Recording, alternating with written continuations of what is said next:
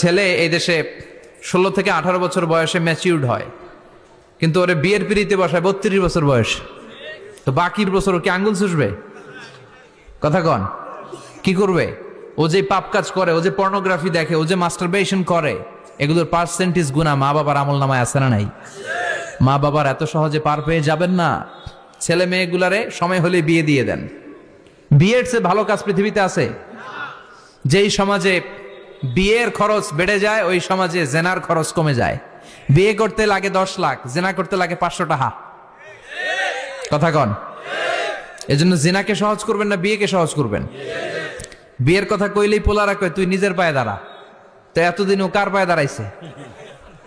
সহজ করবেন তো? আল্লাহ তুমি বোঝার তৌফিক দাও।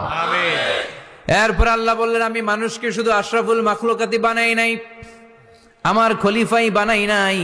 মানুষের চেহারাটা শুধু আমি সুন্দর করে দেই নাই, গোটা বিশ্বের মধ্যে মানুষকে আমি সবচাইতে শক্তিশালী করেছি। সবচেয়ে শক্তিশালী কে? মানুষ। চিল্লায় বলেন শক্তিশালী কে? আল্লাহ যখন পৃথিবী বানালেন, মুসনাদে আহমদ ইবনে হাম্বালের বর্ণনা, পৃথিবী কাঁপাকাঁপি শুরু করলো। খালি কাঁপে, খালি কাঁপে। পৃথিবীর কাঁপাকাঁপি বন্ধ করার জন্য আল্লাহ পৃথিবীর মধ্যে 7টা টেকটনিক প্লেট বসিয়ে দিলেন। 7টা পাহাড়। 7 tectonic plates creates the mountain range on earth.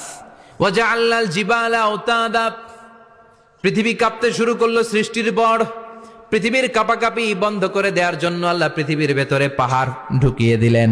পাহাড় পেরেকের মতো গেড়ে দেওয়ার পরে পৃথিবীর কাঁপাকাঁপি বন্ধ হয়ে যায়। সুবহানাল্লাহ।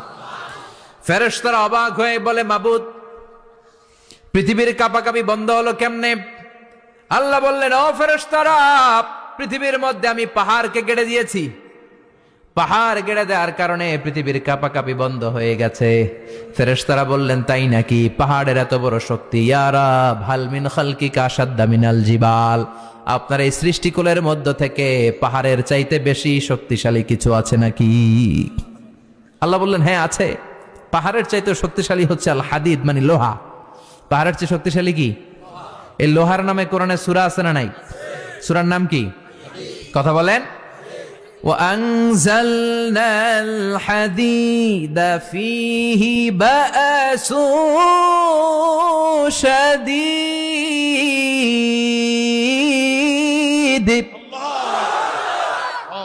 আমি আকাশ থেকে জমিনের মধ্যে হাদিদ মানে লোহা পাঠিয়েছি। লোহার মধ্যে আছে প্রচন্ড শক্তি। ওয়া মানাফিউ লিন-নাস, লোহার মধ্যে আছে মানুষের জন্য উপকার। পৃথিবীতে এমন কোন জিনিস নাই যে এই জায়গায় লোহা নাই, ঠিক কি না? বিমান বানাতে লোহার দরকার আছে।